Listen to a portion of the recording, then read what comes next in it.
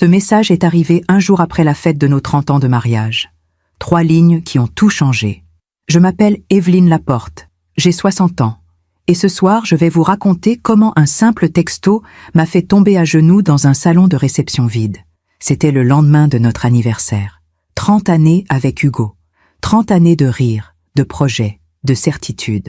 Nous avions célébré entourés de 150 invités, champagne, orchestre, ce genre de soirée dont on se souvient toute une vie. Le matin suivant, mon téléphone a vibré. Madame Laporte, nous avons révisé les caméras de sécurité.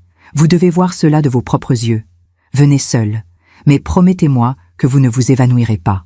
C'était Monsieur Renaud, le propriétaire du domaine des Tilleuls, là où nous avions fêté nos noces. Mon cœur s'est arrêté. Que pouvait-il bien y avoir sur ces caméras? Un vol? Un accident? Quelque chose de pire encore? J'ai relu le message 3 fois. Venez seul. Ces 2 mots-là m'ont glacé. Hugo était parti travailler tôt ce matin-là, comme toujours. J'ai appelé Monsieur Renaud. Sa voix était grave, presque paternelle. Madame, ce que je vais vous montrer, il vaut mieux que vous soyez assise. J'ai conduit jusqu'au domaine avec les mains tremblantes. Tout le long du trajet, j'essayais de me convaincre que ce n'était rien. Peut-être un invité qui s'était mal comporté, peut-être une erreur technique, mais au fond de moi, je savais. On sait toujours. Monsieur Renaud m'attendait à l'entrée. Il m'a guidé jusqu'à son bureau, en silence. Pas de sourire, pas de politesse inutile. Il a lancé la vidéo. Et là, j'ai vu mon mari. Hugo, mon Hugo. Dans un coin isolé du jardin, loin des invités, loin des regards, avec une femme. Une jeune femme élégante, cheveux longs, tailleur noir impeccable. Elle lui parlait avec une intensité troublante. Il hochait la tête, lui remettait des documents, une enveloppe épaisse, puis des clés. Et ensuite, un geste que je n'oublierai jamais. Il l'a serrée dans ses bras. Longtemps, trop longtemps. Ses mains sur son dos, sa tête penchée vers elle. Ce n'était pas un geste amical, c'était intime. J'ai porté ma main à ma bouche pour étouffer un cri. Mes jambes ne me portaient plus. Monsieur Renaud a arrêté la vidéo. Je suis désolé, madame. Je suis sortie de ce bureau comme une somnambule. Je suis montée dans ma voiture. J'ai posé mon front contre le volant. Et pour la première fois en 30 ans, j'ai douté de tout. Qui était cette femme? Depuis combien de temps? Et surtout, pourquoi ce soir-là? Pourquoi le jour de nos 30 ans de mariage? Parfois, on fait confiance à ceux qui ne la méritent pas. Et vous, avez-vous déjà été déçu par quelqu'un que vous aimiez? Racontez-moi votre histoire dans les commentaires, j'aimerais vous lire. Pour comprendre ce que j'ai ressenti ce jour-là, il faut que je vous ramène en arrière. Hugo et moi, nous nous sommes rencontrés en 1985. J'avais 20 ans. Lui, 23. Une soirée étudiante à Lyon. Il étudiait le commerce, moi les lettres classiques. Il m'a demandé de danser. J'ai dit oui. 3 ans plus tard, nous étions mariés. Notre appartement sentait toujours le café le matin. Hugo se levait avant moi, préparait 2 tasses, ouvrait les volets. Je le retrouvais sur le balcon, face au toit de Paris, en train de lire le journal. C'était notre rituel. Café, silence, présence. Nous n'avons jamais eu d'enfant. Pas par choix, mais la vie en a décidé autrement. Au début, cela nous a brisés. Puis, nous avons appris à nous suffire l'un à l'autre. Hugo a monté son cabinet d'expertise comptable en 1995. Pendant des années, il a travaillé jour et nuit. Moi, j'enseignais le français dans un lycée privé. Nos vies étaient simples, ordonnées, pleines. Le soir, nous dînions ensemble. Toujours, même après 30 ans. Il me racontait ses journées, ses clients difficiles, ses associés parfois compliqués. Je lui parlais de mes élèves, de leurs dissertations maladroites, de leurs rêves immenses. Nous rions. Beaucoup. Il avait cette façon de me regarder, même après toutes ces années. Comme si j'étais encore cette jeune fille timide qu'il avait invitée à danser. Je me souviens d'une phrase qu'il m'avait dite un soir, il y a longtemps. « Evelyne, tu es la seule chose que j'ai réussi dans ma vie. Je ne l'ai jamais oubliée. » Alors vous comprenez pourquoi, en rentrant chez moi ce jour-là, après avoir vu cette vidéo, j'avais l'impression que tout ce que j'avais cru vrai était faux. Je suis entrée dans notre appartement. Tout était à sa place. Les tasses du matin dans l'évier, son pardessus sur le porte-manteau, l'odeur de son eau de Cologne encore présente dans l'air. Mais quelque chose avait changé. Moi. Je me suis assise dans le fauteuil près de la fenêtre, celui où je lisais chaque soir. J'ai regardé les toits de Paris, et j'ai pleuré, sans bruit, parce que je ne savais même plus qui était l'homme avec qui je vivais depuis 30 ans. Pendant que je raconte tout cela, je me demande d'où vous m'écoutez. Écrivez le nom de votre ville en commentaire. Hugo est rentré tard ce soir-là, presque 22 heures. Il m'a trouvé exactement là où il m'avait laissé le matin, dans le fauteuil près de la fenêtre. Mais cette fois, je ne lisais pas. Je fixais simplement le vide. « Evelyne, tout va bien. » Sa voix était douce, inquiète même. J'ai levé les yeux vers lui, cet homme que je connaissais par cœur, chaque ride, chaque geste, chaque silence. Et pourtant, à cet instant précis, il m'a semblé étranger. Oui, ai-je menti, juste fatigué. La fête hier soir, il a hoché la tête, soulagé. Il a embrassé mon front, comme il le faisait chaque soir depuis 30 ans. C'était une belle soirée, n'est-ce pas? J'ai souri. Un sourire qui m'a coûté plus que je ne saurais l'expliquer. Oui, magnifique. Il est parti se doucher. J'ai entendu l'eau couler. J'ai entendu ses pas dans la chambre. J'ai entendu ma vie continuer comme si de rien n'était. Mais à l'intérieur, quelque chose s'était brisé. Les jours suivants, j'ai commencé à observer. Vraiment observer. Hugo a toujours été un homme discret, méthodique. Il rangeait ses affaires avec soin, répondait à ses appels dans son bureau, fermait la porte quand il travaillait. Mais maintenant, chaque geste me semblait suspect. Quand son téléphone sonnait, je tendais l'oreille. Quand il s'absentait le samedi matin soi-disant pour des rendez-vous clients, je comptais les heures. Un soir, environ 2 semaines après la fête, il m'a surprise en train de regarder son agenda posé sur la table du salon. « Tu cherches quelque chose ?» J'ai sursauté. Mon cœur battait trop fort. Non, je voulais juste vérifier la date du dîner chez les Mercier. Il a souri. Mais ce sourire ne montait pas jusqu'à ses yeux. C'est vendredi prochain. Je te l'avais dit ce matin. Il a refermé l'agenda. Doucement. Trop doucement. Evelyne, depuis quelques jours, tu es différente. Quelque chose te préoccupe?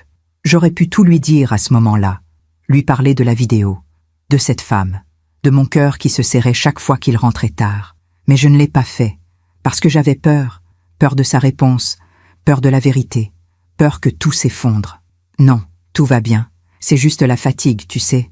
La fin du trimestre au lycée. Il m'a embrassée sur la tempe. Repose-toi, ma chérie. Je m'occupe du dîner ce soir. Et il est parti à la cuisine comme si tout était normal. Mais rien n'était normal. Cette nuit-là, allongée à côté de lui, je l'ai écouté respirer dans le noir. Son souffle régulier, paisible. Comment pouvait-il dormir si tranquillement? Moi, je ne dormais plus. Je passais mes nuits à reconstituer les derniers mois. Les détails que j'avais négligés, les petits changements que je n'avais pas voulu voir. Il avait maigri, beaucoup. Je m'en étais rendu compte lors de la fête quand j'avais vu les photos. Son costume flottait légèrement. « Tu devrais manger davantage », lui avais-je dit quelques jours avant l'anniversaire. « Je mange assez, Evelyne, ne t'inquiète pas. » Mais il picorait, laissait la moitié de son assiette, buvait beaucoup d'eau. Et puis, il y avait ses absences. Depuis 6 mois environ, Hugo rentrait parfois du bureau avec ce regard lointain, comme s'il revenait d'un endroit où je n'avais pas accès. Un samedi après-midi, début mars, il m'avait annoncé qu'il devait partir pour une réunion urgente. « Un samedi ?» avais-je demandé, étonné. « Oui, un client important. Je serai de retour vers 18 heures. Il n'était rentré qu'à 20 heures. Les traits tirés, le regard éteint. Ça s'est bien passé? Oui, compliqué, mais c'est réglé. Il n'avait rien ajouté. Et moi, je n'avais pas insisté. Pourquoi je n'avais pas insisté? Maintenant, allongé dans le noir, je me posais cette question en boucle. Peut-être parce que, au fond, je ne voulais pas savoir. Peut-être parce que l'ignorance protège, temporairement, lâchement. Le lendemain matin, Hugo m'a retrouvé à la cuisine. Il m'a tendu ma tasse de café avec ce sourire que je connaissais si bien. « Evelyne, j'ai réfléchi. Et si on partait quelques jours? Toi et moi, loin de Paris. La Bretagne, peut-être? Tu adores la mer. » J'ai pris la tasse. Elle était chaude entre mes mains. « Pourquoi maintenant ?» Il a haussé les épaules. « Parce qu'on le mérite. Parce que j'ai envie de passer du temps avec toi. Rien que toi. » Il était sincère. Je le voyais dans ses yeux. Mais cette sincérité me faisait encore plus mal. Comment pouvait-il me regarder ainsi, me parler ainsi, et en même temps, être avec une autre? D'accord, ai-je dit finalement. La Bretagne. Pourquoi pas? Il a souri. Vraiment souri. Et moi, j'ai souri aussi. Parce que c'est ce qu'on fait quand on a peur de perdre ce qui nous reste. On fait semblant. Ce soir-là, en me couchant, j'ai regardé notre chambre. Les rideaux que nous avions choisis ensemble, la commode ancienne héritée de ma grand-mère, la photo de notre mariage encadrée sur le mur, 30 ans de vie commune contenus dans une seule pièce. Et je me suis demandé combien de temps encore j'allais pouvoir faire comme si tout allait bien. Combien de temps avant que je n'ose enfin poser la question qui me dévorait de l'intérieur. Qui est cette femme, Hugo? Mais les mots restaient coincés, quelque part entre la peur et l'espoir, parce qu'une partie de moi voulait encore croire que j'avais mal vu, mal compris, mal interprété. Une partie de moi voulait encore croire en nous. Je me demande encore si j'aurais dû parler plus tôt. Et vous? Avez-vous déjà gardé un secret par peur de la vérité? Nous sommes partis en Bretagne une semaine plus tard. Hugo avait réservé une petite maison face à la mer, près de Saint-Malo. Une de ces maisons en pierre grise avec des volets bleus, le genre d'endroit où l'on vient pour oublier le monde. Pendant 3 jours, j'ai essayé de faire exactement cela. Oublier. Nous marchions sur la plage chaque matin. Hugo prenait ma main, comme il l'avait toujours fait. Nous regardions les vagues. Nous parlions de tout et de rien. De ses souvenirs d'enfance à Nantes, de mes élèves qui me manquaient déjà. Il était présent, entièrement présent. Et c'est justement cette présence qui me déchirait, parce qu'elle me rappelait pourquoi je l'aimais, pourquoi je ne voulais pas perdre cet homme, pourquoi j'étais prête à fermer les yeux sur ce que j'avais vu. Un soir, nous dînions dans un petit restaurant du port. Hugo avait commandé des huîtres, moi, une sole meunière. Il regardait la mer par la fenêtre, un léger sourire aux lèvres. « Evelyne, tu te souviens de notre voyage de noces ?»« En Corse, ai-je répondu. « Bien sûr que je m'en souviens. Tu portais cette robe blanche avec des fleurs bleues. Tu refusais de te baigner parce que l'eau était trop froide. J'ai souri malgré moi. Et toi, tu m'as porté dans l'eau de force. J'ai crié pendant 10 minutes. Il a ri, ce rire profond que j'aimais tant. Tu m'en as voulu toute la journée. Mais le soir, tu m'as dit que c'était le plus beau jour de ta vie. C'était vrai. Il a pris ma main par-dessus la table. Ses doigts étaient chauds, familiers. J'aimerais qu'on ait plus de moments comme ça, Evelyne. Juste nous deux. Loin de tout. J'ai serré sa main. Moi aussi. Mais en disant ces mots, une voix dans ma tête hurlait. Pourquoi maintenant, Hugo? Pourquoi cette urgence? Pourquoi ce besoin soudain de partir, de me dire combien tu m'aimes? Je n'ai rien dit. Parce que j'avais peur de briser ce moment. Peur de découvrir que tout cela n'était qu'une illusion. Une dernière danse avant la fin. Nous sommes rentrés à Paris le dimanche soir. Hugo a repris le travail le lundi matin. Moi aussi. Et pendant plusieurs semaines, j'ai choisi la paix plutôt que la vérité. Je me suis convaincue que j'avais mal interprété cette vidéo, que cette femme était peut-être une collègue, une cliente, une simple relation professionnelle. Après tout, Hugo m'avait toujours été fidèle. Jamais un regard déplacé, jamais un mensonge. Pourquoi aurait-il changé maintenant? Après 30 ans? Mais le doute, voyez-vous, c'est comme une graine. Une fois planté, il pousse. Lentement, silencieusement. Un mardi soir, fin mai, Hugo est rentré encore plus tard que d'habitude. Presque minuit. Je l'attendais dans le salon, incapable de dormir. Désolée, Evelyne. Réunion qui s'est éternisée. Il avait l'air épuisé. Son visage était pâle, creusé. Tu travailles trop, Hugo. Tu devrais ralentir. Il a secoué la tête. Je ne peux pas. Pas maintenant. Il y a des dossiers importants à boucler. Plus importants que ta santé? Il m'a regardé. Et pendant une fraction de seconde, j'ai vu quelque chose passer dans ses yeux. Quelque chose qui ressemblait à de la tristesse. Evelyne, fais-moi confiance. Tout va bien. Fais-moi confiance. Ces 3 mots auraient dû me rassurer. Mais ils ont eu l'effet inverse. Parce qu'on ne demande la confiance que lorsqu'on a quelque chose à cacher. Le lendemain, je suis allée déjeuner avec Marguerite, ma meilleure amie depuis l'université. Nous nous retrouvions chaque mois dans le même café, près du Luxembourg. Elle m'a tout de suite regardée avec inquiétude. « Evelyne, tu as mauvaise mine. Quelque chose ne va pas ?» J'ai hésité. Longtemps.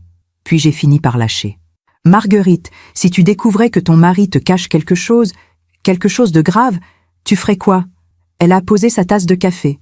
Je lui demanderais la vérité, sans détour. Et s'il mentait? Alors je saurais. On reconnaît toujours un mensonge, Evelyne. Même quand on ne veut pas le voir. J'ai baissé les yeux. Et si la vérité détruisait tout? Marguerite a pris ma main. Ma chérie, parfois c'est le silence qui détruit, pas la vérité. Je suis rentrée chez moi ce soir-là, avec ces mots en tête. Parfois, c'est le silence qui détruit. Hugo était déjà là. Il préparait le dîner. Une omelette aux champignons, mon plat préféré quand je suis fatigué. « Bonne journée ?» a-t-il demandé en me tendant un verre de vin. « Oui, j'ai déjeuné avec Marguerite. Comment va-t-elle ? » ?»« Bien. Elle m'a demandé de tes nouvelles. » Il a hoché la tête, concentré sur sa poêle. « Hugo ? » ?»« Oui. » J'ai inspiré profondément. « Il faut qu'on parle. » Il s'est retourné. Son visage s'est figé. « De quoi ? » ?»« De nous. De ce qui se passe. » Il a posé la spatule, lentement. « Qu'est-ce qui se passe, Evelyne ?» Et là, face à lui, face à cet homme que j'aimais depuis 40 ans, j'ai perdu tout mon courage. Rien. Oublie. C'est juste, je trouve que tu travailles trop, que tu es fatigué, que nous ne passons plus assez de temps ensemble. Il a souri, un sourire triste. Tu as raison, je te promets que ça va changer. Bientôt, bientôt. Ce mot m'a glacé, parce qu'il sonnait comme un adieu. Ce soir-là, après le dîner, Hugo s'est endormi sur le canapé devant la télévision. Son téléphone a vibré à côté de lui. Je l'ai regardé, juste un instant. L'écran s'est allumé. Un message. Tout est prêt pour jeudi. 15 heures, comme convenu. Pas de nom. Juste un numéro que je ne reconnaissais pas. Mon cœur s'est mis à battre violemment. J'aurais pu le réveiller, lui demander, exiger une explication. Mais je ne l'ai pas fait. Au lieu de cela, j'ai éteint l'écran. Je l'ai recouvert d'une couverture, j'ai embrassé son front. Et je suis partie me coucher. Parce que c'est plus facile de vivre dans le doute que de faire face à la vérité. Parce que j'avais peur. Peur de perdre les 30 années qui nous avaient construits. Peur de me retrouver seule. Peur de découvrir que l'homme que j'aimais n'était plus celui que je croyais connaître. Alors j'ai fait ce que beaucoup de femmes font. Je me suis tue. Je me suis soumise au silence, en espérant peut-être que le temps arrangerait les choses. Mais le temps, voyez-vous, n'arrange rien du tout. Il ne fait que creuser les failles. Pendant que je raconte tout cela, je me demande d'où vous m'écoutez. Écrivez le nom de votre ville en commentaire. Le jeudi en question, je n'ai pas pu m'empêcher d'y penser toute la journée. 15 heures, comme convenu. J'étais au lycée, devant mes élèves de terminale, en train d'expliquer les fleurs du mal de Baudelaire. Mais mon esprit était ailleurs. Où était Hugo à cet instant précis? Avec qui? Pourquoi ce rendez-vous devait-il rester secret? À 15 heures pile, j'ai regardé l'horloge au mur de la classe. Les aiguilles semblaient se moquer de moi. « Madame Laporte, ça va ?» C'était Léa, une de mes meilleures élèves. Elle me regardait avec inquiétude. « Oui, Léa. Pardon. Où en étions-nous ? Vous nous parliez du spleen. » Le spleen, cette mélancolie profonde, ce mal-être existentiel dont parlait Baudelaire. Je n'aurais pas pu choisir pire moment pour enseigner ce poème. Ce soir-là, Hugo est rentré à l'heure habituelle. 19h30. Il avait l'air soulagé, comme un homme qui vient de terminer une tâche difficile. « Bonne journée ?» ai-je demandé en essayant de paraître naturel. « Oui, longue, mais productive. » Il a embrassé ma joue. Son geste était tendre, mais distant. « Tu as eu des réunions ?» Il a hésité, une fraction de seconde à peine. Mais je l'ai vu. Les réunions habituelles, rien de spécial. Mensonge. Je le savais. Il le savait. Mais nous avons continué à jouer cette comédie. Les jours ont passé. Puis les semaines. Début juin, j'ai remarqué quelque chose d'autre. Hugo avait commencé à trier ses affaires. Discrètement, mais méthodiquement. Un samedi matin, je l'ai trouvé dans son bureau, entouré de dossiers. « Qu'est-ce que tu fais ?» ?»« Je range. Il y a des papiers dont je n'ai plus besoin. » Il tenait une vieille photo. Nous deux, devant notre premier appartement. J'avais 23 ans. Lui, 26. Nous venions de nous marier. Il a regardé cette photo longuement. Trop longuement. Tu te souviens de ce jour-là ? Bien sûr. Nous étions si jeunes, si pleins d'espoir. Sa voix tremblait légèrement. Hugo, pourquoi tu dis ça comme si c'était fini ? Il a levé les yeux vers moi. Ce n'est pas fini, Evelyne. C'est juste nostalgique, j'imagine. Il a rangé la photo dans une enveloppe. Puis, il a fermé le tiroir à clé. Je n'avais jamais vu Hugo fermer ce tiroir à clé auparavant. Une semaine plus tard, j'ai découvert autre chose. En rangeant le linge, j'ai trouvé une carte de visite dans la poche de sa veste. Maître Sophie Arnaud, avocate, droit de la famille et succession. Une avocate. Mon sang s'est glacé. Pourquoi Hugo avait-il besoin d'une avocate spécialisée en droit de la famille? Divorce. C'était le premier mot qui m'est venu à l'esprit. Il voulait divorcer. C'était pour ça Toutes ces absences, ces réunions mystérieuses, cette femme sur la vidéo, elle n'était pas sa maîtresse, elle était son avocate. J'ai dû m'asseoir sur le lit. Mes jambes ne me portaient au plus. 30 ans de mariage.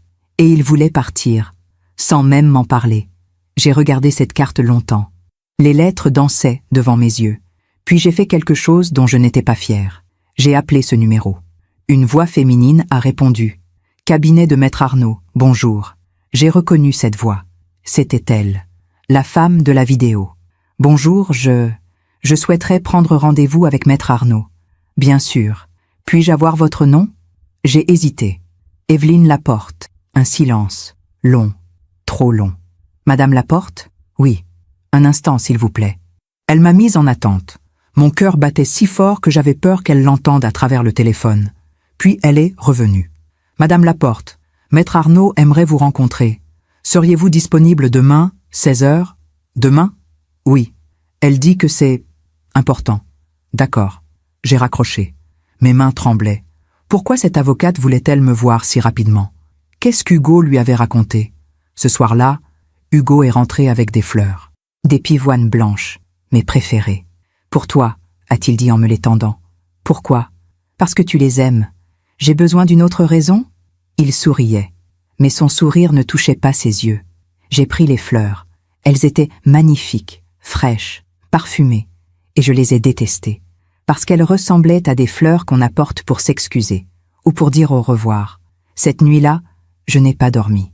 Je regardais Hugo dormir à côté de moi. Son visage était paisible, serein. Comment pouvait-il dormir si tranquillement alors qu'il préparait notre séparation? J'ai pensé à toutes ces années, à tous ces moments, à toutes ces promesses, pour le meilleur et pour le pire. C'est ce que nous avions dit devant l'autel, devant Dieu, devant nos familles. Et maintenant, quoi? Le pire était arrivé, et il voulait partir. Le lendemain, j'ai menti à Hugo pour la première fois en 30 ans. Je sors avec Marguerite cet après-midi. Shopping été. Amuse-toi bien, ma chérie. Il m'a embrassée, tendrement, et je suis partie. Le cabinet de Maître Arnaud se trouvait dans le 7e arrondissement. Un immeuble haussmannien élégant. Le genre d'endroit où vont les gens qui ont de l'argent et des problèmes. J'ai pris l'ascenseur jusqu'au 3e étage. Mes jambes tremblaient. La secrétaire m'a fait entrer dans une salle d'attente luxueuse. Fauteuils en cuir, tableaux contemporains, magazines de décoration. Puis la porte s'est ouverte. Et elle était là, la femme de la vidéo, Sophie Arnaud. Elle devait avoir 35 ans, peut-être 40, cheveux châtains coupés au carré, tailleur bleu marine impeccable, regard intelligent. Madame Laporte, merci d'être venue. Elle m'a tendu la main. Je l'ai serrée. Sa poignée était ferme, professionnelle. Asseyez-vous, je vous en prie. Je me suis assise, mon sac serré contre moi comme un bouclier. Elle s'est installée derrière son bureau. Elle m'a regardé longuement, avec décompassion. Madame Laporte, je crois qu'il y a un malentendu. Un malentendu? Oui. Vous pensez que je suis ici pour gérer votre divorce? C'est bien ça? J'ai hoché la tête, incapable de parler. Elle a soupiré. Madame, je ne gère pas votre divorce. Votre mari ne veut pas divorcer. Alors pourquoi il vous voit en secret? Pourquoi toutes ces réunions? Elle a croisé les mains sur son bureau. Je ne peux pas vous le dire. Secret professionnel. Mais elle a hésité. Mais je peux vous dire une chose. Votre mari vous aime, profondément. Tout ce qu'il fait, c'est pour vous protéger. Me protéger? De quoi? Elle a secoué la tête. C'est à lui de vous le dire, pas à moi. Mais il ne me dit rien. Il me cache tout. Je ne comprends plus rien. Ma voix s'était brisée. Les larmes coulaient maintenant. Je ne pouvais plus les retenir. Maître Arnaud a contourné son bureau. Elle s'est agenouillée devant moi. Elle a pris mes mains dans les siennes. Madame Laporte, écoutez-moi bien. Parlez à votre mari, ce soir. Exigez la vérité, il vous la doit. Et s'il refuse? Il ne refusera pas. Plus maintenant. Elle s'est relevée. Elle a sorti une enveloppe de son tiroir. Donnez-lui ceci. Et dites-lui que nous avons parlé. Il comprendra. J'ai pris l'enveloppe. Elle était scellée, lourde. Qu'est-ce que c'est? La vérité, Madame Laporte. Toute la vérité. Je suis sortie de ce bureau complètement perdue. Dans le métro, je regardais cette enveloppe. J'avais envie de l'ouvrir, de savoir. Mais quelque chose m'en empêchait. Parce que j'avais peur. Peur que cette vérité soit pire que tous les mensonges. Je me demande encore si j'ai fait le bon choix. Et vous? Qu'auriez-vous fait à ma place? Je suis rentrée chez moi avec cette enveloppe comme on porte une bombe. Hugo n'était pas encore là. Il était 18 heures. Je me suis assise à la table de la cuisine, l'enveloppe devant moi. J'ai fixé mon nom écrit à l'encre noire sur le papier craft. Madame Evelyne Laporte. Mes mains tremblaient. J'aurais pu l'ouvrir. Découvrir seul ce que Hugo me cachait depuis des mois. Mais les mots de maître Arnaud résonnaient encore dans ma tête. Parlez à votre mari. Exigez la vérité. Il vous la doit. Alors j'ai attendu. Chaque minute semblait durer 1 heure. À 19 heures, j'ai entendu la clé tourner dans la serrure. Hugo est entré. Il m'a vue assise là, dans la cuisine, sans lumière, l'enveloppe devant moi. Son visage s'est décomposé. « Evelyne, assieds-toi, Hugo. » Ma voix était calme, trop calme. La voix de quelqu'un qui a dépassé la colère pour atteindre le désespoir. Il a posé son attaché-case. Lentement, il s'est assis en face de moi. « Qu'est-ce que c'est ?» a-t-il demandé en regardant l'enveloppe. « Je ne sais pas. Je ne l'ai pas ouverte. Maître Arnaud m'a dit de te la donner. » Il a fermé les yeux. Une longue inspiration. Comme un homme qui sait que le moment est venu. « Tu es allé la voir. »« Oui. Pourquoi ?» J'ai sorti la carte de visite de ma poche. Je l'ai posée sur la table. « Parce que j'ai trouvé ça dans ta veste. Parce que depuis des mois, tu me mens. Parce que j'ai vu la vidéo, Hugo. » « Quelle vidéo ?»« Celle de notre anniversaire. Monsieur Renaud m'a appelé. Il m'a montré. Je t'ai vu avec elle, dans le jardin, lui donner des papiers, des clés, la serrer dans tes bras. » Les larmes coulaient maintenant. Je ne les retenais plus. Pendant 30 ans, Hugo, 30 ans, je t'ai fait confiance. Je t'ai aimé. Je t'ai cru. Et maintenant, je ne sais même plus qui tu es. Il a tendu la main vers moi. J'ai reculé. Ne me touche pas. Dis-moi juste la vérité. C'est tout ce que je te demande. La vérité. Hugo a baissé la tête. Ses épaules tremblaient.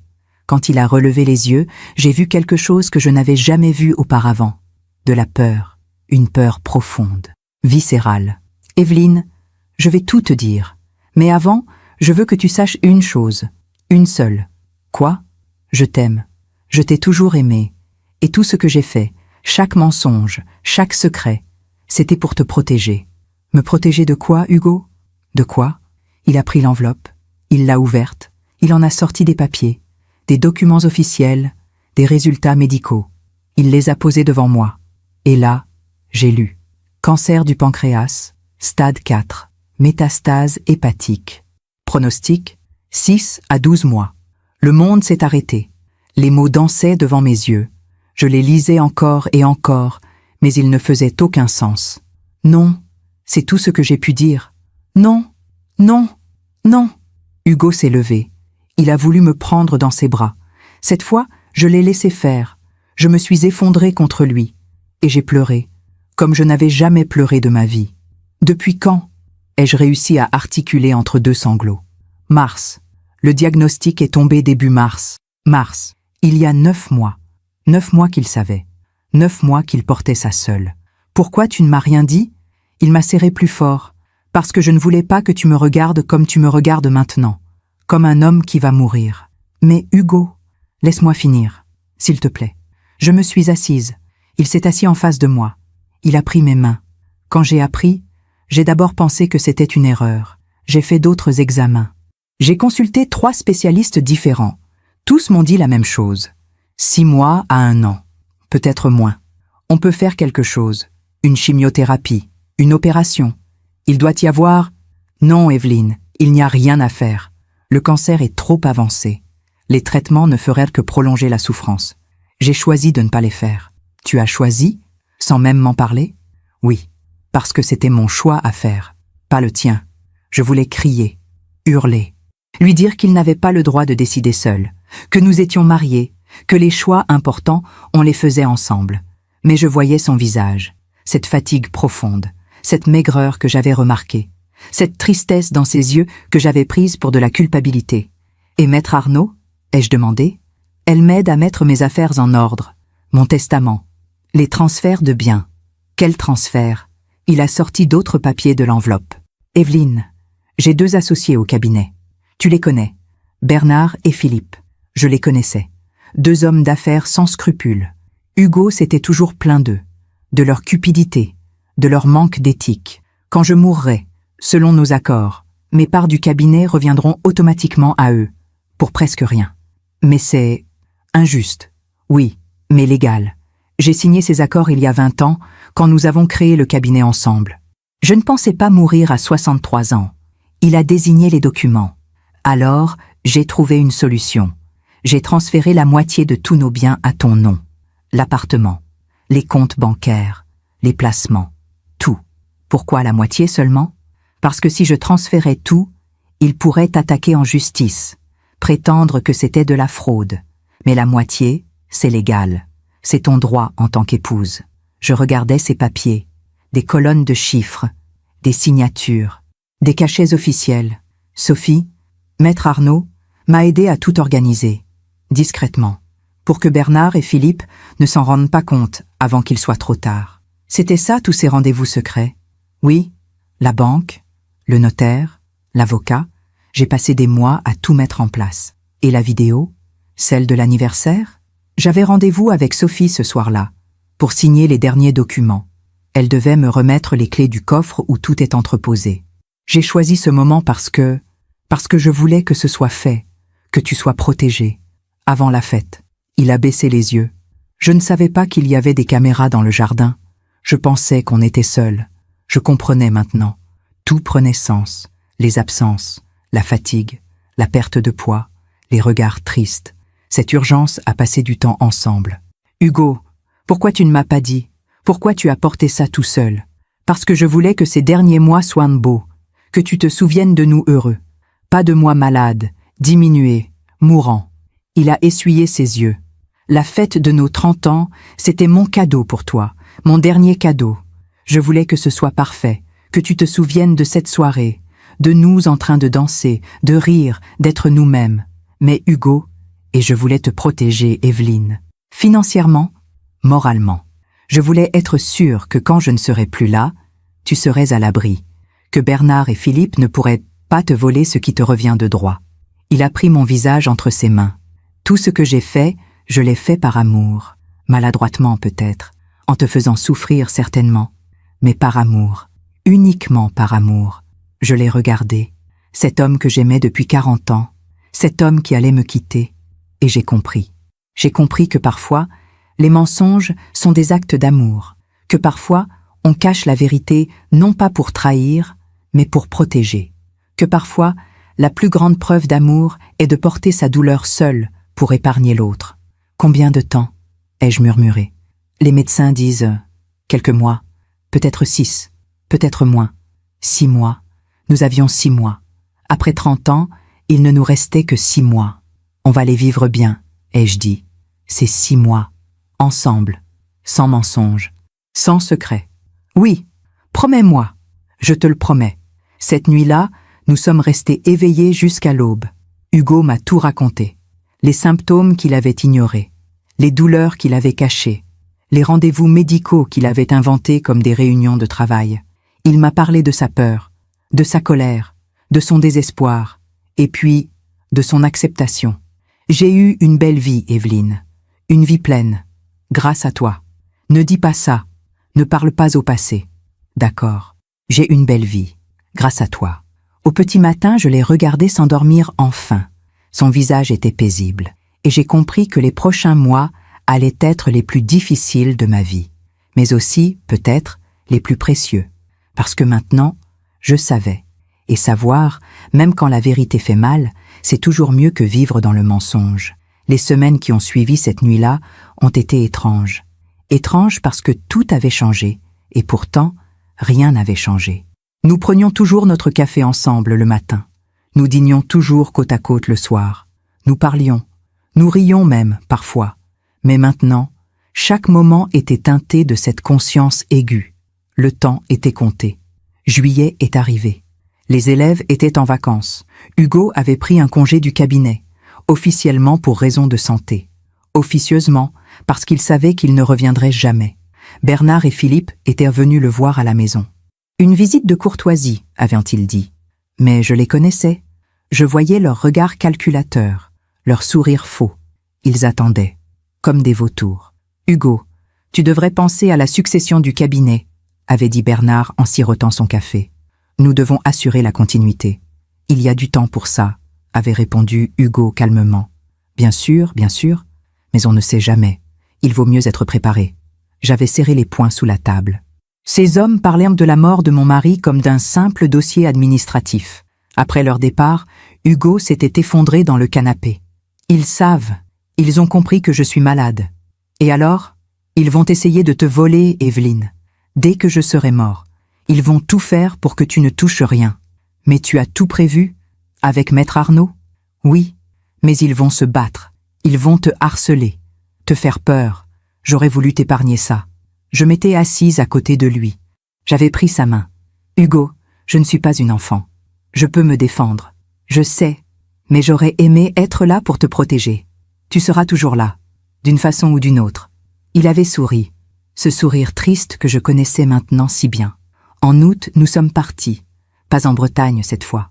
Trop de vent, trop de fraîcheur. Hugo voulait le soleil, la chaleur, la vie. Nous avons loué une petite maison dans le Luberon, au milieu des lavandes et des oliviers. Chaque matin, nous prenions notre petit déjeuner sur la terrasse. Le soleil se levait sur les collines. Les cigales chantaient. Hugo lisait. Moi aussi.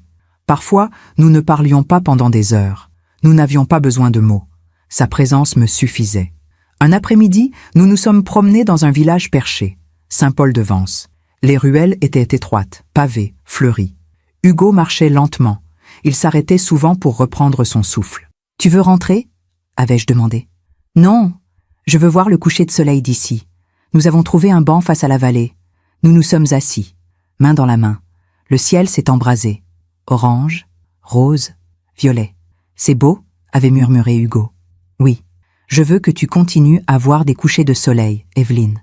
Après, je veux que tu continues à vivre. Ne dis pas ça. Il faut que je le dise. Je veux que tu sois heureuse, que tu voyages, que tu restes proche de Marguerite, que tu continues à enseigner si ça te rend heureuse. Hugo, promets-moi que tu ne t'enfermeras pas dans le chagrin. Les larmes coulaient sur mes joues. Je ne peux pas te promettre ça. Alors promets-moi d'essayer. J'essaierai. Il avait posé sa tête sur mon épaule. Nous étions restés là jusqu'à ce que les étoiles apparaissent. De retour à Paris en septembre, les choses ont commencé à se dégrader. Hugo avait de plus en plus mal. Il ne se plaignait jamais. Mais je le voyais dans ses gestes, dans ses silences. Les médecins lui avaient prescrit de la morphine. Ça aide, disait-il. Mais ça me rend confus parfois. Un matin d'octobre, je l'ai trouvé assis dans son bureau, entouré de vieilles photos. Notre mariage, notre premier appartement, nos vacances en Italie, en Grèce, en Espagne. Toute une vie en images. « Qu'est-ce que tu fais ?»« Je me souviens, » avait-il dit simplement. « Je veux me souvenir de tout. » Je m'étais assise à côté de lui. Nous avions regardé ces photos ensemble, en silence. Puis il avait sorti une enveloppe. Je t'ai écrit une lettre, pour après. « Hugo, prends-la. Ne l'ouvre pas maintenant. Mais quand je ne serai plus là, lis-la, s'il te plaît. » J'avais pris l'enveloppe. Mes mains tremblaient. Je ne veux pas la lire. Je ne veux pas qu'il y ait un après. Moi non plus. Mais il y en aura un. Et je veux que tu saches que tout a été parfait. Chaque jour avec toi a été un cadeau. Début novembre, Hugo est entré à l'hôpital. Pas pour des traitements. Juste pour gérer la douleur. Les médecins m'avaient prévenu. C'est une question de jours maintenant, Madame Laporte. Peut-être une semaine. Peut-être 2. Je passais mes journées à son chevet. Je lui lisais ses livres préférés. Je lui parlais de notre vie, de nos souvenirs. Parfois, il dormait. Parfois, il me regardait avec une intensité qui me brisait le cœur. « Tu es si belle, Evelyne. Hugo, je suis vieille. J'ai 60 ans. Tu es la plus belle femme que j'ai jamais vue, le jour où je t'ai rencontrée. Et aujourd'hui, Marguerite venait me voir tous les jours. Elle m'apportait du café, des sandwichs que je ne mangeais pas. Il faut que tu manges, Evelyne.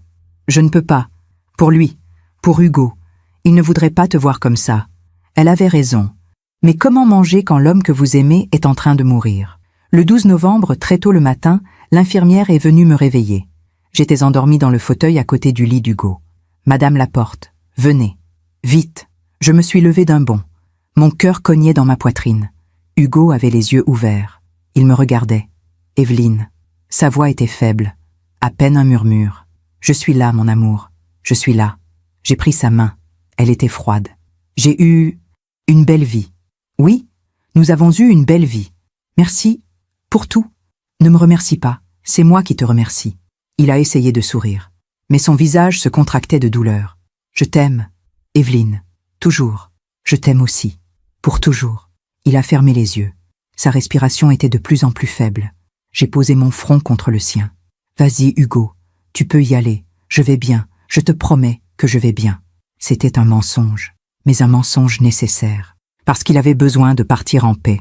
Sa main a serré la mienne une dernière fois. Faiblement. Puis plus rien. Le silence. Ce silence terrible qui marque la fin d'une vie. L'infirmière a vérifié son pouls. Elle a secoué la tête doucement. Il est parti, madame. Je suis désolée. Je suis restée là, à tenir sa main, à regarder son visage enfin apaisé. Plus de douleur, plus de souffrance, juste le repos éternel. J'ai embrassé son front, une dernière fois. Au revoir, mon amour. Merci pour ces 40 années. Merci pour tout. Puis je suis sortie de cette chambre, et j'ai marché dans les couloirs de l'hôpital comme une somnambule. Dehors, le soleil se levait sur Paris. Le monde continuait de tourner, comme si rien ne s'était passé, comme si ma vie entière ne venait pas de s'arrêter. J'ai appelé Marguerite. Elle est venue immédiatement. Elle m'a serré dans ses bras. Elle n'a rien dit. Il n'y avait rien à dire. Hugo était mort, et j'étais seule. Après 40 années à deux, j'étais seule. Les funérailles ont eu lieu 4 jours plus tard, un samedi gris de novembre. Le ciel était bas, il bruinait. L'église Saint-Sulpice était pleine. Collègues, amis, quelques membres éloignés de nos familles. Bernard et Philippe étaient au premier rang. Costumes sombres, visages graves. Ils avaient donc même eu le culot de venir me présenter leurs condoléances avant la cérémonie. Chère Evelyne, nous sommes effondrés. Hugo était plus qu'un associé. C'était un ami. Mensonge. Hugo les détestait. Il le savait. Je le savais. Mais je me suis contentée de hocher la tête. Merci d'être venu. Bien sûr. Et si vous avez besoin de quoi que ce soit, pour les affaires du cabinet, nous sommes là. J'avais souri, un sourire froid. Je n'en doute pas. Le prêtre a parlé de l'âme, de l'éternité, de la paix. Marguerite a lu un poème de Verlaine. Sa voix tremblait. Moi, je suis restée assise, silencieuse. Les yeux fixes sur le cercueil en bois clair. Hugo était là-dedans. Mon Hugo, l'homme avec qui j'avais partagé 40 années de ma vie. Et maintenant, il n'était plus qu'un corps dans une boîte. Après la cérémonie, au cimetière du Père-Lachaise, j'ai jeté une rose blanche sur le cercueil. Au revoir, mon amour, repose-toi maintenant. Les gens ont défilé devant moi. Des mains serrées, des embrassades, des mots que je n'entendais pas vraiment. Puis tout le monde est parti, sauf Marguerite. Elle était restée à mes côtés. « Tu veux rentrer ?»« Pas encore. Laisse-moi juste... » Un moment. Elle a hoché la tête. Elle s'est éloignée de quelques pas pour me laisser seule. Je me suis agenouillée devant la tombe fraîche. « Hugo, je ne sais pas si tu peux m'entendre, mais j'ai besoin de te parler. » Le vent faisait bruire les feuilles des arbres autour de moi. J'ai peur. Peur de vivre sans toi. Peur de me réveiller chaque matin dans un lit vide. Peur de ne plus avoir personne à qui raconter ma journée. Les larmes coulaient. Encore. Toujours. Mais je te promets quelque chose. Je te promets de ne pas les laisser gagner. Bernard, Philippe, tous ceux qui ont profité de ta gentillesse, de ta générosité. J'ai essuyé mes yeux. Tu m'as protégée. Maintenant, c'est à mon tour de protéger ce que tu as construit. Ton héritage, ta mémoire. Je me suis relevée. J'ai embrassé mes doigts. Je les ai posés sur la pierre tombale. Je t'aime. Pour toujours. Le soir même, de retour à l'appartement, j'ai ouvert la lettre que Hugo m'avait écrite. Mes mains tremblaient en déchirant l'enveloppe. Ma chère Evelyne, si tu lis ces mots, c'est que je ne suis plus là. Et je sais combien cela doit être difficile pour toi. Je voudrais être là pour essuyer tes larmes. Mais puisque je ne peux pas, laisse-moi au moins te dire ce que j'aurais voulu te dire de vive voix. Tu as été la plus belle chose qui me soit arrivée. Dès le premier regard, j'ai su que tu étais celle avec qui je voulais passer ma vie. Et pendant 40 ans, tu ne m'as jamais déçu. Pas une seule fois. Tu m'as rendu heureux, profondément heureux. Même dans les moments difficiles. Même quand nous n'avons pas pu avoir d'enfants. Même quand les affaires du cabinet étaient compliquées. Tu étais là, toujours là. Je sais que ces derniers mois ont été éprouvants. Je sais que je t'ai menti, que je t'ai caché la vérité. Mais je te demande de me pardonner. Je voulais juste que nos derniers moments ensemble soient beaux. Je voulais que tu te souviennes de moi vivant, pas mourant. Maintenant, je veux que tu vives, Evelyne. Vraiment. Voyage. Vois tes amis. Lis. Marche dans Paris. Regarde les couchers de soleil. Fais toutes ces choses que nous aimions faire ensemble. Et ne laisse pas Bernard et Philippe te voler. Tout ce que j'ai mis en place avec Maître Arnaud, c'est pour toi. C'est ton droit. Batte-toi s'il le faut. Tu es plus forte que tu ne le crois. Je serai toujours avec toi. Dans chaque café que tu boiras le matin. Dans chaque livre que tu liras. Dans chaque promenade sur les quais de Seine. Je t'aime. Je t'ai toujours aimé. Et je t'aimerai toujours. Ton Hugo. J'ai replié la lettre. Je l'ai serrée contre mon cœur. Et j'ai pleuré. Longtemps. Jusqu'à ce qu'il n'y ait plus de larmes. Puis, je me suis levée. Je me suis lavé le visage. Je me suis regardée dans le miroir. Mes cheveux gris. Mes rides. Mes yeux rougis. 60 ans. Veuve. Seule. Mais vivante. Et Hugo avait raison. Je devais me battre. Le lundi suivant, une semaine après l'enterrement, j'ai reçu un appel. Bernard. Evelyne. J'espère que tu vas mieux. Je sais que c'est difficile. Qu'est-ce que tu veux, Bernard? Nous devons parler. Des affaires du cabinet. Il y a des décisions urgentes à prendre. Quelles décisions? Eh bien, avec la disparition d'Hugo, ses parts reviennent automatiquement à Philippe et moi, conformément au statut. Nous devons régulariser la situation. Je vois. Nous aimerions te rencontrer. Disons mercredi? À mon bureau? D'accord. Mercredi. 15 heures. Parfait. Et Evelyne? Oui? Viens seule. Ce sera plus simple. Il a raccroché. J'ai regardé le téléphone dans ma main. Mon sang bouillait. Viens seule. Ce sera plus simple. Il voulait me faire peur, me manipuler, me voler. Mais il ne me connaissait pas. J'ai appelé Maître Arnaud immédiatement. Madame Laporte, mes condoléances. J'ai appris pour monsieur... Merci. J'ai besoin de vous. Bernard et Philippe veulent me rencontrer mercredi. Je vois. Ils n'ont pas perdu de temps. Ils pensent récupérer les parts d'Hugo sans problème. Ils vont avoir une surprise. Hugo a tout prévu. Les transferts de biens sont légaux et enregistrés. Vous possédez la moitié de tout ce que vous aviez en commun. Ils ne peuvent rien y faire. Mais les parts du cabinet? Effectivement, selon les statuts, elles leur reviennent.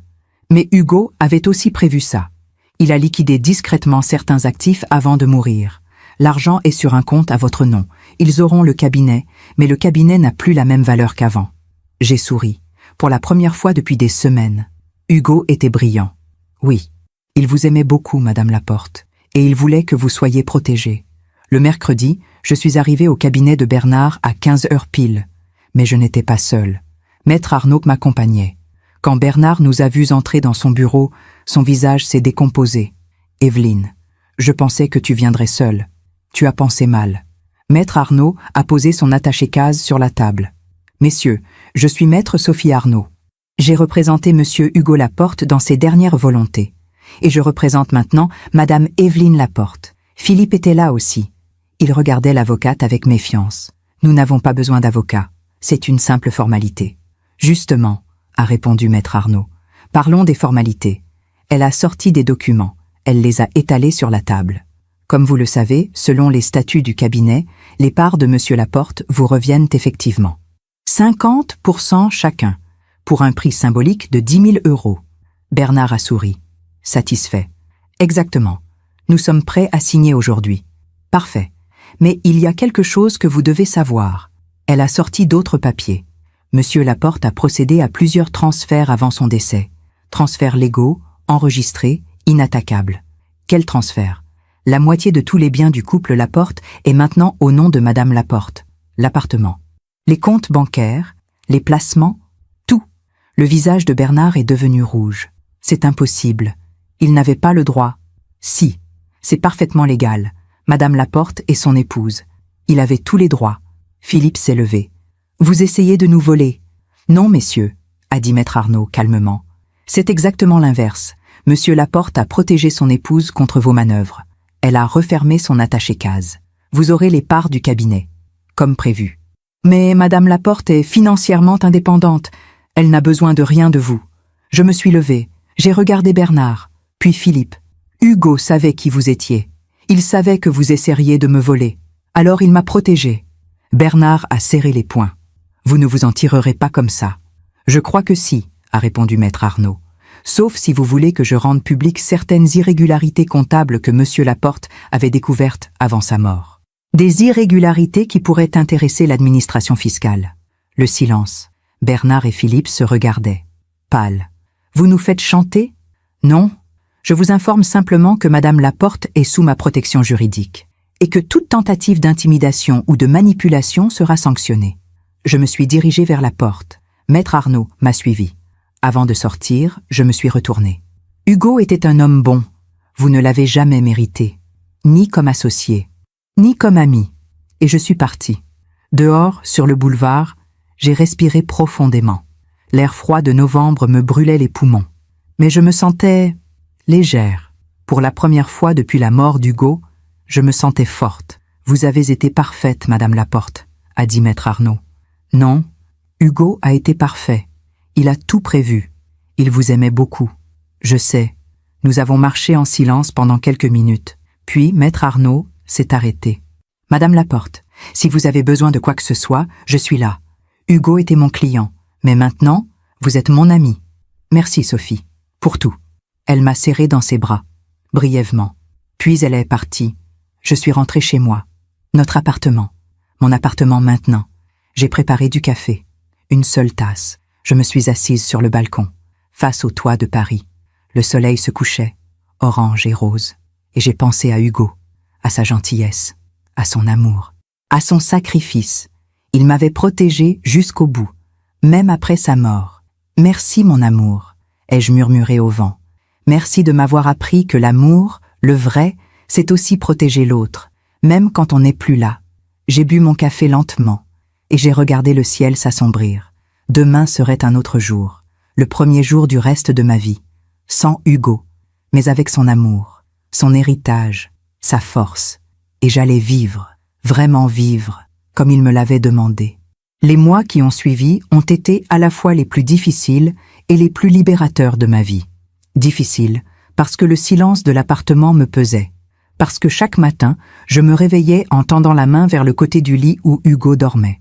Et chaque matin, je trouvais le vide. Mais libérateur aussi, parce que j'avais tenu ma promesse. Je vivais. Décembre est arrivé, le premier Noël, sans Hugo. Marguerite m'avait invité chez elle, sa famille, ses petits-enfants, le sapin, les rires. Mais je n'y suis pas allée. J'avais besoin d'être seule, d'apprivoiser cette solitude nouvelle.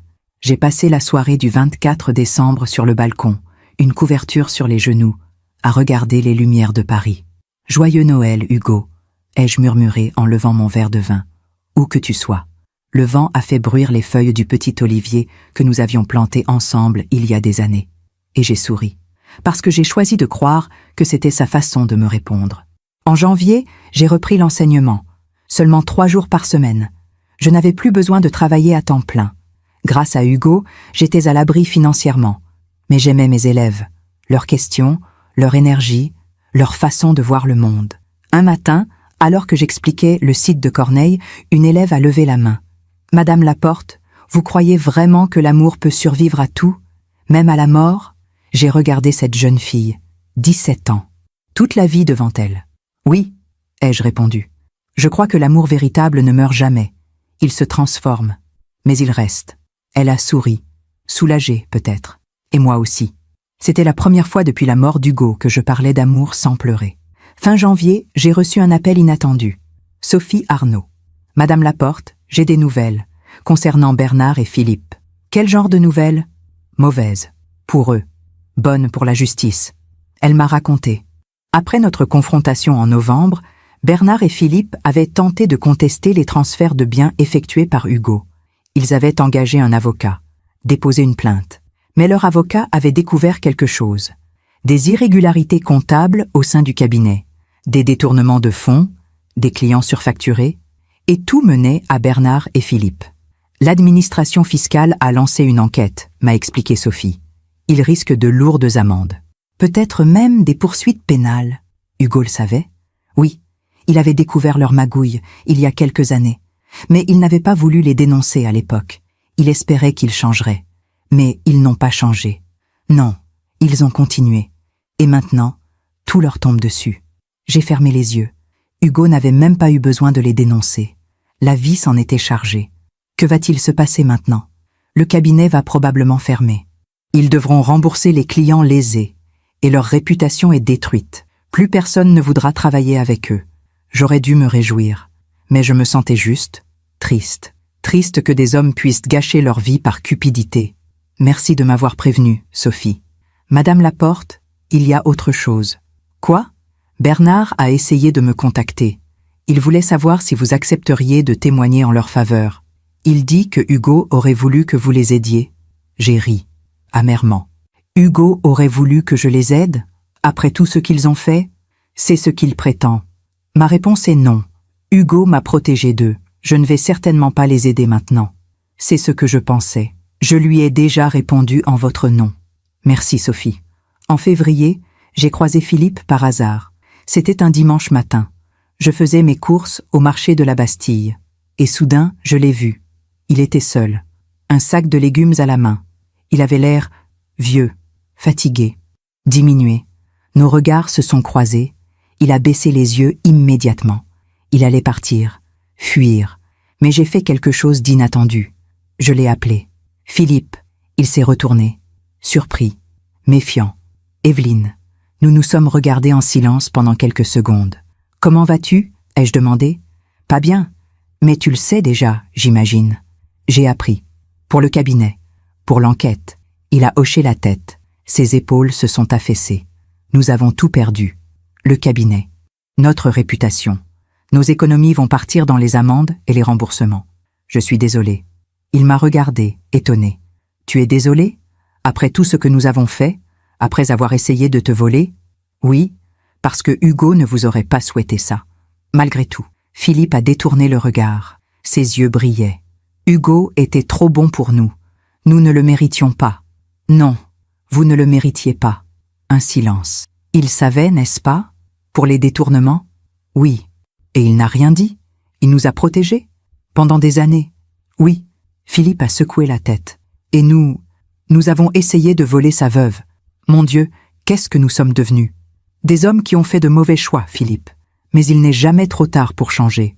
Si, parfois, il est trop tard. Il a ramassé son sac. Merci quand même, Evelyne, de ne pas avoir témoigné contre nous. Tu aurais pu nous enfoncer davantage. Je ne vous ai pas aidé non plus. Tu n'avais aucune raison de le faire. Il est parti, voûté, vaincu. Et j'ai ressenti quelque chose d'étrange.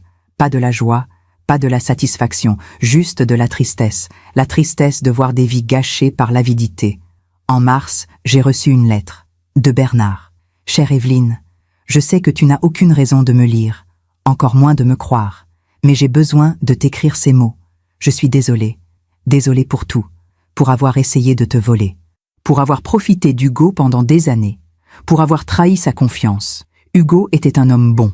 Un homme honnête. Et moi, je n'étais qu'un lâche cupide. Le cabinet a fermé. Philippe et moi sommes en procès.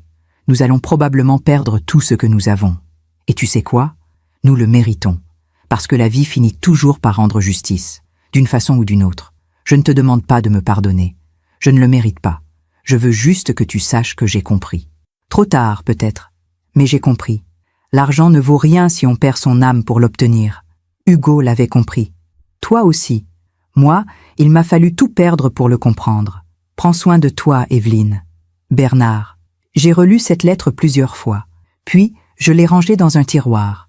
Je ne lui ai pas répondu. Il n'attendait pas de réponse. Mais quelque part, j'espérais qu'il trouverait la paix. Que Philippe aussi. Pas pour eux. Mais parce que c'est ce qu'Hugo aurait voulu. En avril, Marguerite et moi avons déjeuné ensemble. Comme chaque mois. Tu as l'air mieux, m'a-t-elle dit. Je vais mieux. Doucement. Mais je vais mieux. Hugo serait fier de toi. Tu crois? J'en suis sûre. Tu es debout. Tu vis. Tu enseignes. Tu souris à nouveau. Je pense encore à lui tous les jours. Et tu y penseras toujours. Mais ce n'est plus une douleur paralysante, n'est-ce pas? Non. C'est devenu une présence douce. Un souvenir précieux. Marguerite a souri. C'est exactement ça. Le deuil qui guérit. Ce soir-là, de retour chez moi, j'ai sorti la photo de notre mariage. Celle qu'Hugo regardait si souvent dans les derniers mois. Nous étions si jeunes. 20 et 23 ans, nos vies entières devant nous. Nous avons eu 40 belles années, Hugo. 40 années pleines d'amour, de rire, de vie. Pas tout le monde n'a cette chance. J'ai embrassé la photo. Je l'ai remise sur la commode. Et j'ai compris quelque chose. La justice n'est pas toujours immédiate. Elle n'est pas toujours spectaculaire. Mais elle finit toujours par arriver. Bernard et Philippe avaient tout perdu. Non pas parce que je m'étais vengé, mais parce que leurs propres actions les avaient rattrapés. Hugo, lui, avait quitté ce monde entouré d'amour, protégeant celle qu'il aimait jusqu'à son dernier souffle. Et moi, j'étais toujours debout, plus forte qu'avant, plus lucide aussi. La vie nous rend toujours ce qu'on lui donne. Hugo avait donné de l'amour, et il avait reçu de l'amour en retour. Bernard et Philippe avaient donné de la cupidité, et ils récoltaient la solitude et la honte. C'était aussi simple que ça, aussi juste que ça. En mai, j'ai fait quelque chose que je n'avais pas fait depuis des mois. Je suis retournée au Père-Lachaise. Sur la tombe d'Hugo, les fleurs que j'avais plantées en décembre avaient fleuri.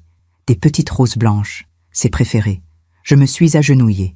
Bonjour, mon amour. Je voulais te dire quelque chose. Le vent soufflait doucement. Les oiseaux chantaient. Bernard et Philippe ont tout perdu. Le cabinet, leur réputation, leur argent, tout. J'ai touché la pierre tombale. Je devrais me réjouir, mais je ne me réjouis pas, parce que tu m'as appris qu'on ne se réjouit jamais du malheur des autres, même quand ils le méritent. Une larme a coulé sur ma joue. Tu avais raison, Hugo. La vie finit toujours par rendre justice, pas parce qu'on se venge, mais parce que nos actions ont des conséquences. Toujours. J'ai respiré profondément. Et moi, je vais bien. Je te l'avais promis, et je tiens mes promesses. Je me suis levée. J'ai arrangé les fleurs. Repose en paix, mon amour. Tu as fait ce qu'il fallait. Tu m'as protégé. Tu m'as aimé. Et maintenant, c'est à mon tour de vivre. Pour nous deux. En sortant du cimetière, j'ai croisé une vieille dame. Elle avait mon âge, peut-être un peu plus. Elle tenait des fleurs. Son visage était triste. Nos regards se sont croisés. Elle a souri faiblement. « Votre mari ?» a-t-elle demandé. « Oui. Le vôtre aussi ?»« Oui. Il y a 3 ans maintenant. Ça devient plus facile ?» Elle a réfléchi. « Non, ça ne devient pas plus facile. Mais on apprend à vivre avec. On apprend que l'amour ne meurt pas avec les gens qu'on aime. Il reste. Il nous accompagne. Oui, c'est exactement ça. » Elle a posé sa main sur mon bras. « Courage, ma chère. Le chemin est long. Mais vous êtes plus forte que vous ne le pensez. Merci. » Elle est partie vers les tombes, et moi vers la sortie, vers la vie, vers les jours qui viennent, vers l'avenir qu'Hugo voulait pour moi. Un avenir sans lui, mais avec son amour comme guide. Nous sommes maintenant en décembre, 1 an après la mort d'Hugo, 1 an entier sans lui, 365 jours à apprendre à vivre seul, à me réveiller seul, à dîner seul, à regarder le soleil se coucher seul. Mais aussi 365 jours à découvrir que je suis plus forte que je ne le pensais. Ce matin, je me suis réveillée avec le soleil. Comme toujours maintenant. Je n'ai plus besoin de réveil. Mon corps s'est habitué à ce nouveau rythme. J'ai préparé mon café. 1 seule tasse. Cela ne me brise plus le cœur comme avant. Je me suis installée sur le balcon, malgré le froid, emmitouflée dans la couverture en laine qu'Hugo m'avait offerte il y a 10 ans. Les toits de Paris brillaient sous le givre. Le ciel était d'un bleu parfait. « Bonjour, Hugo », ai-je murmuré comme chaque matin. « J'espère que là où tu es, il fait aussi beau. » J'ai pensé à tout ce qui s'était passé cette année. En juin, j'ai vendu l'appartement. Notre appartement. Celui où nous avions vécu pendant 35 ans. Ce n'était pas une décision facile, mais j'avais besoin de changement. Besoin d'un endroit qui soit vraiment le mien. Pas le nôtre. Le mien. J'ai acheté un plus petit appartement, toujours dans le Marais, mais différent, plus lumineux, avec un balcon plus grand, face au sud. Marguerite m'a aidé à déménager. Elle a trié avec moi tous les cartons. « Tu es sûre de vouloir te débarrasser de ça ?» m'avait-elle demandé en montrant des vieux dossiers du cabinet d'Hugo. « Oui, il est temps de laisser partir certaines choses, mais j'ai gardé l'essentiel, les photos, les lettres, le par-dessus d'Hugo qui sentait encore son eau de Cologne, quelques livres qu'il aimait particulièrement, et sa montre. Celle que je portais maintenant à mon poignet gauche, juste pour sentir son poids, pour me rappeler que le temps continue. Toujours. En juillet, j'ai fait quelque chose d'inattendu, quelque chose dont Hugo aurait ri. J'ai pris des cours de peinture. Moi qui n'avais jamais su dessiner, qui avait toujours admiré l'art sans jamais oser le pratiquer. Mais Hugo m'avait dit un jour, il y a longtemps, « Evelyne, tu passes ta vie à enseigner la littérature. Mais toi, qu'est-ce que tu crées ?»« Je ne suis pas créative, » avais-je répondu. « Tout le monde est créatif. Il suffit de trouver sa façon de s'exprimer. » Alors j'ai essayé. Et à ma grande surprise, j'ai aimé. L'odeur de la peinture à l'huile, le silence de l'atelier, le bruit du pinceau sur la toile. Je n'étais pas douée. Mais ce n'était pas le but. Le but était de créer quelque chose, de laisser une trace. Mon premier tableau représentait le balcon de notre ancien appartement, avec les 2 tasses de café. Celle d'Hugo était pleine, la mienne, vide. Mon professeur l'avait regardée longuement. « C'est très émouvant, Madame Laporte. C'est une façon de me souvenir. L'art est souvent ça, une façon de transformer la douleur en beauté. » En août, Sophie Arnaud m'a invitée à dîner. Nous étions devenus amis, vraiment amis. Elle m'a raconté qu'elle aussi avait perdu quelqu'un, son père. Il y a 5 ans, d'un cancer également. C'est pour ça que j'ai accepté le dossier d'Hugo, m'a-t-elle confié. Je savais ce qu'il vivait, ce qu'il ressentait, cette urgence de protéger ceux qu'on aime avant qu'il soit trop tard. Tu l'as aidé à me protéger. Je ne l'oublierai jamais. C'était un homme bien, Evelyne. Rare, vraiment rare. Je sais, nous avons trinqué. À Hugo, à son père, à tous ceux qui nous manquent. En septembre, j'ai reçu une lettre de Philippe, pas de Bernard. Juste Philippe. Chère Evelyne, je ne sais pas si tu liras cette lettre. Je ne sais même pas si tu devrais. Mais j'avais besoin de t'écrire. Le procès est terminé. Bernard et moi avons été condamnés. Amende. Interdiction d'exercer pendant 5 ans. Nos noms sont salis. Nos villes sont finies. Mais ce n'est pas de ça que je veux te parler. Je veux te parler d'Hugo. Pendant toutes ces années, je l'ai côtoyé sans vraiment le voir. Je le prenais pour acquis. Je profitais de sa gentillesse, de sa générosité, de son honnêteté. Je ne lui ai jamais dit merci, jamais dit combien je l'admirais, combien je l'enviais aussi. Parce que Hugo avait quelque chose que ni Bernard ni moi n'avions. Il avait l'amour, le vrai, celui qui dure, celui qui protège, celui qui donne un sens à tout. Tu étais son sens, Evelyne, sa raison de vivre, sa raison de se battre. Et nous n'avions que l'argent. Et maintenant, nous n'avons même plus ça. Je ne te demande pas de me pardonner. Je te demande juste de savoir que j'ai compris. Trop tard, mais j'ai compris. La richesse, ce n'est pas ce qu'on possède, c'est ce qu'on aime. Hugo était l'homme le plus riche que j'ai jamais connu. Prends soin de toi.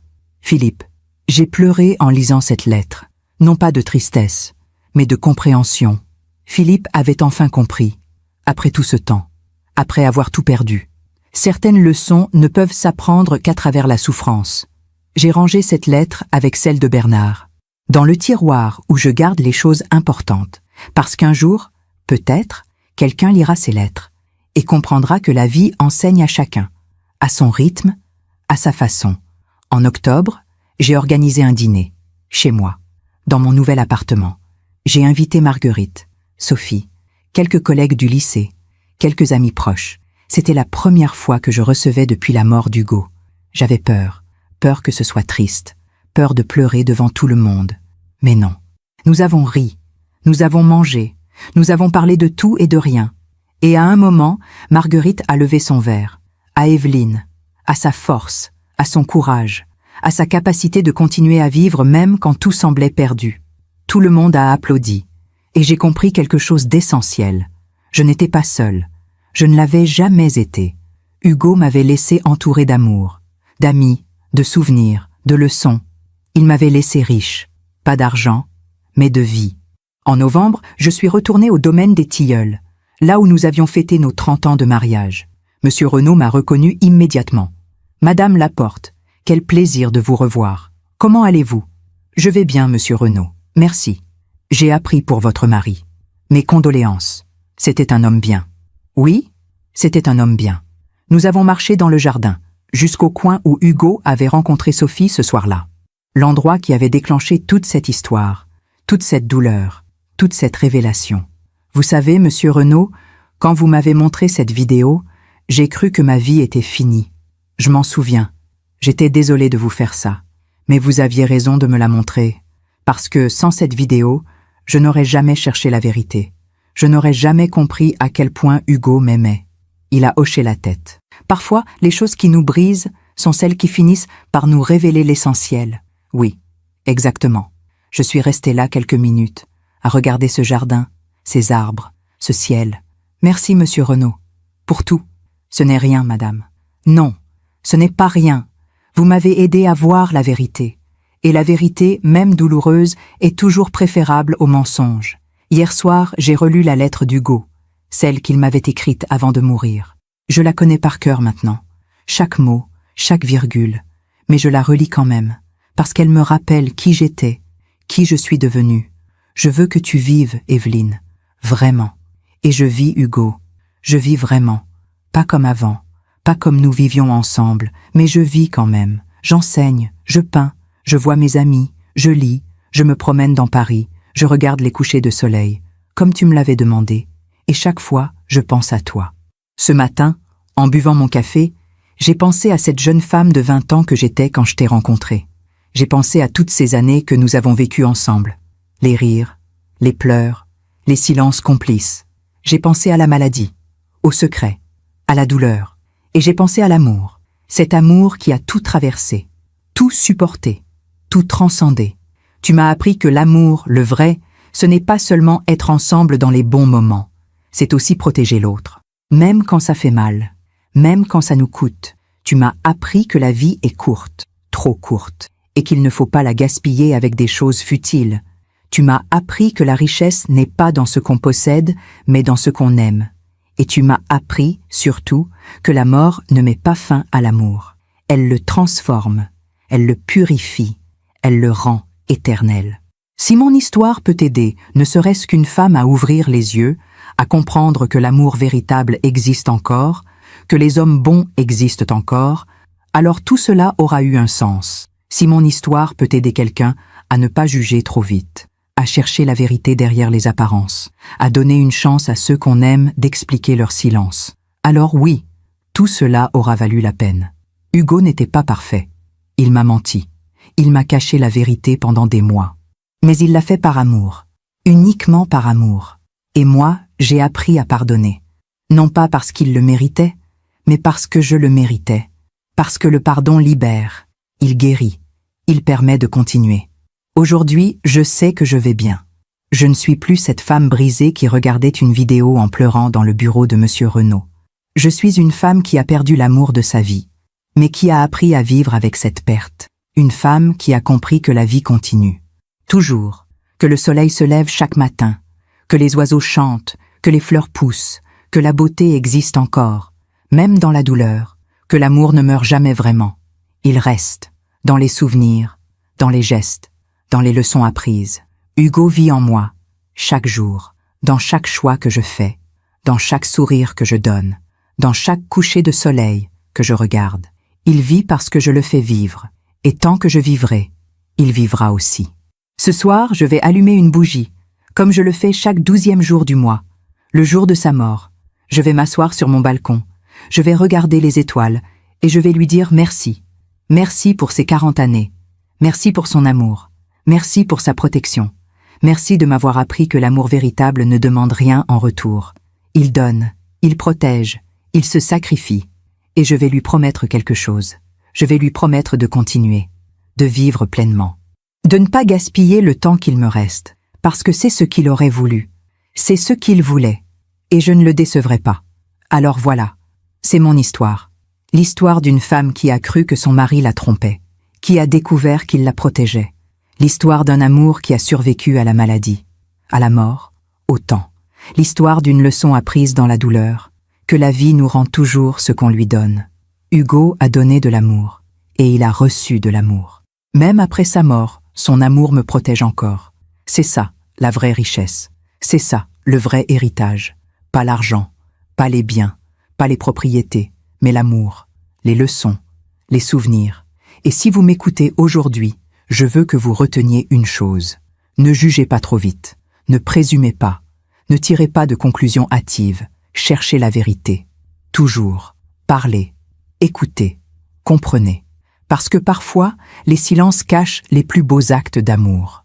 Parfois, les mensonges sont des sacrifices. Parfois, ce qui semble être de la trahison est en réalité de la protection. Hugo m'a appris ça. Et maintenant, je vous le transmets. Merci de m'avoir écouté jusqu'au bout. Si cette histoire a touché votre cœur, abonnez-vous et activez la cloche pour entendre d'autres femmes qui ont transformé la douleur en sagesse. Chaque jour, une femme, une leçon de vie. Partagez cette histoire avec quelqu'un que vous aimez. Parfois, une histoire change toute une journée. Que Dieu vous bénisse. Et à très bientôt. Evelyne Laporte, 60 ans, Paris.